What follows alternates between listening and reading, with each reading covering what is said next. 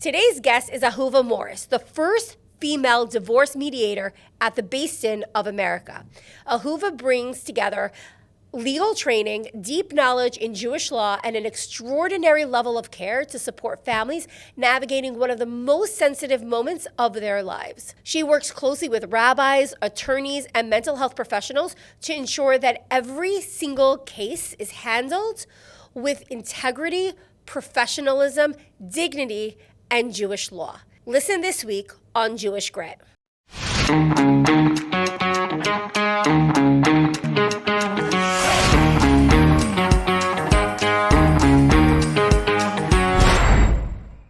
Ahuva, thank you so much for joining us today. Thank you for having me. It's really a pleasure to have you in the studio. I would like to start with giving context of who you are and what you do, because you have an incredible story to tell. Yeah, it's been a journey.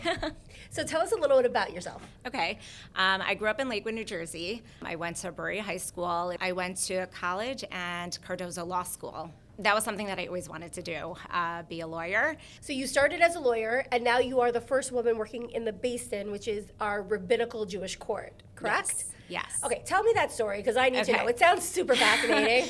I did practice as an attorney for 2 years up until my third child, and I hadn't worked for, he's 14, so about 11 years I was at home raising my kids. I had some detours along the way. I trained to teach brides in preparation for marriage. There are a lot of Jewish laws that apply. I do some marriage coaching along the way, but there wasn't enough to fill my time at the time when my youngest was already about 5 years old. I was ready to pivot back into what does my life look like now? Where do I go from here?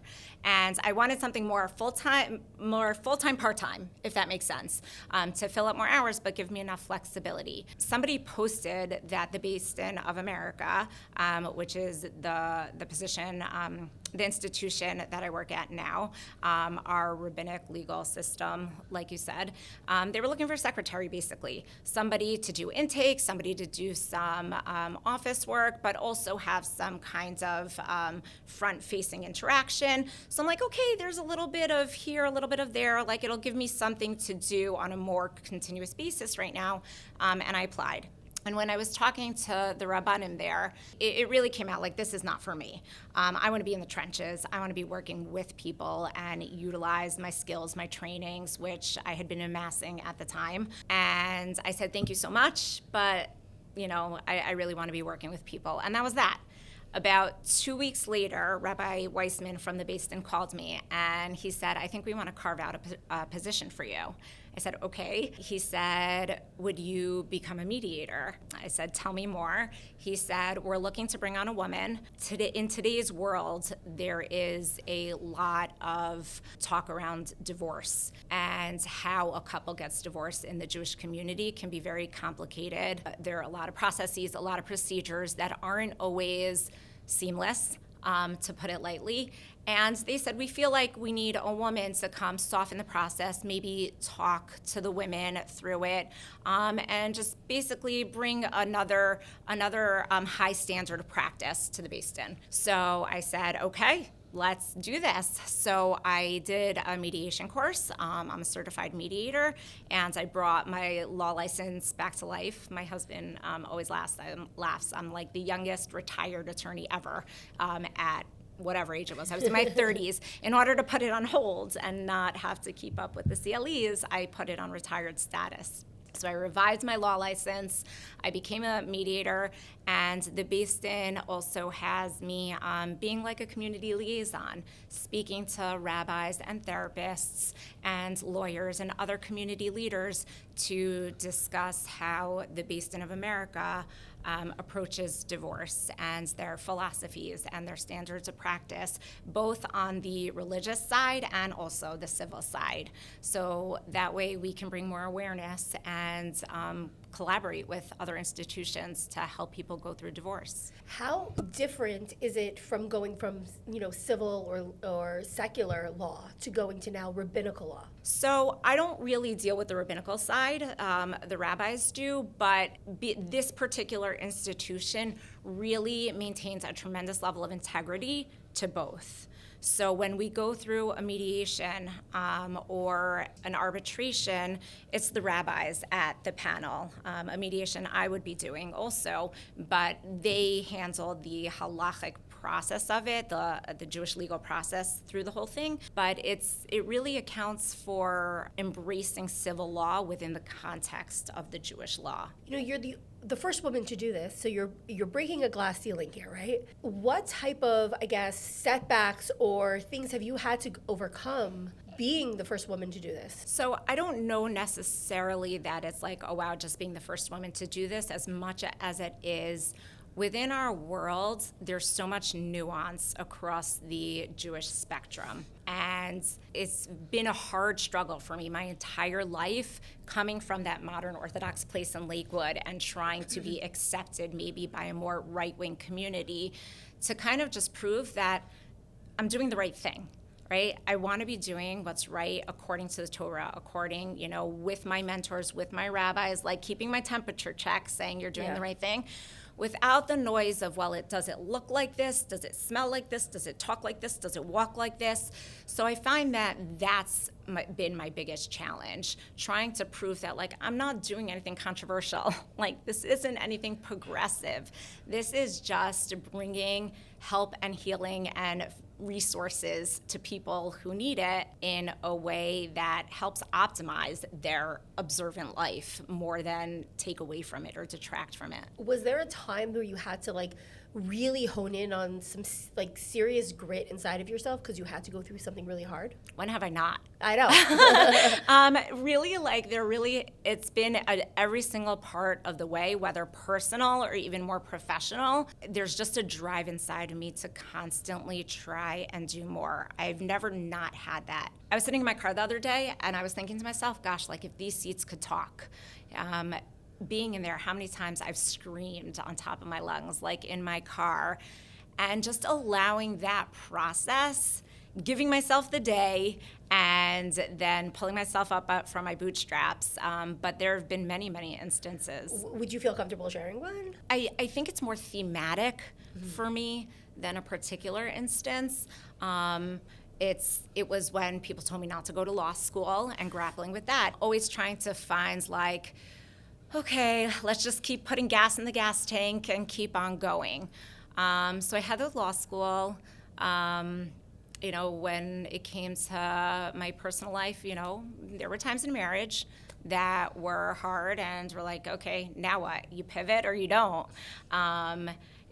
Raising kids and then trying to find who am I outside of my personal life, my family, and justifying myself to people. I think that was one of the hardest things. That's a theme, having to prove myself and learning all right, you're on your own measuring stick. And that's where I guess that grit applies to just pick myself back up after a rejection or after you're not good enough for us, or the closed door that you're doing great things, but we don't hold, So I think that's really something that just plays out a lot. So what do you tell yourself when you're going through that hard time? My husband shared something at the Shabbos table one Shabbos, and I was like, that's it. And I really, I hold it every single day. And that is in the morning blessings. Even a woman who doesn't have time to pray or go through everything, we try to say the morning blessings that, we're starting our day, we're thanking God, we're acknowledging all the things he does for us. And there's one blessing in particular that is grammatically incorrect, doesn't fit with the other ones, and that's Sha'asali Kol Tzarki, that God, you have given me all my needs. And my husband shared that this is really a blessing to say when things get hard in my day-to-day, I'm starting my day, you had my back. That this blessing in particular is past tense. And I realized that's it. Through all of it, even from when I was little, were there setbacks? Of course there were setbacks. Were there hard times? Of course there were hard times. But God had my back, and he will continue to do so. It's powerful. So is there a story, a Jewish story or a Jewish a theme or a saying that gives you comfort or is a mantra for you that helps you when, times are hard, or something that gives you inspiration? I really think that I've come to appreciate l'chol zman va'es, that there is an era and a time for everything. It really helps me to look at my life as a jigsaw puzzle, to see that while, we can put the colors together and the sections together, and it's frustrating and it's hard, 1,000 pieces all over the table on Shabbos, spending hours doing a puzzle. How do we know? We don't know what it's going to look like in the end. And we only know through that process how it's going to look. And that idea, like, this is an era, this is a snapshot, and it's not the whole picture. And I won't know the whole picture until I know. That has really been able to give me strength and minimize anxiety, actually, to create an expansiveness that, like, there's a possibility for where this is going. I just don't know right now. And there was a commentary on l'chol zman va'es that zman is like an era or a time frame, and ace are moments. And that when it comes to moments within something, it's okay to assess and pivot and try and drive the car. But I don't always have to know the end of the story. So there's me putting input, but also letting go. Very powerful. I want to go back to, something that you said before, that you are a bridal teacher, that you teach young women all about the laws of marriage. So how has your work with the Beth Din affected the way that you teach and mentor these young women? So I appreciate you saying that, because I very much see it all very much related. The way that I teach my brides very much informs the work I bring into the Beth Din, and vice versa. It's given me the insight and the ability to bring skills, more practical tools, some insights, what I see have gone wrong, that have brought couples to divorce, to try and build it into the process of me teaching a bride. Today, it's so much more than the few classes about teaching the Jewish laws, but really also mental health conversations, or even physical health conversations, and then broader hashkafic, or Jewish philosophical conversations. Modesty comes out, like all of these things. So I've definitely bolstered my classes by bringing in some ideas like, all right, if these things come up, if this red flag happens, if this kind of argument takes place, let me give you some tools. Let's talk out how we would approach it. I think today so many people are deprived of the ability to notice what's going on inside of themselves, right? We don't have the curiosity that we deserve for what's going on to be able to then respond in a healthy, wholehearted way. So I try to bring that on both ends, really. What message would you like to give to young professionals who are, starting dating life, who are looking to get married? Anything that you can offer? I would say be authentic to yourself. Trust yourself. There's a lot of noise. There's a lot of you shoulds. There's a lot of standards, both professionally and religiously. I would say listen to that inner voice. Get curious about who it is, what it wants, what's important to you, what drives you, and then really trust yourself to follow it. So how has your definition of success changed over the years, from when you were, just starting out to who you are today? Oh gosh. So success meant perfection, right? Success meant that, she went to law school. Success meant that you passed the bar while you were pregnant. Success means that, okay, you got that internship. It really probably was very damaging to me, in all honesty. So I think that my definition of success, maybe it hasn't changed, but the spotlight has shifted, where success was always, about me feeling good about myself, but whereas it was always about the end results, I would say now it's about the process.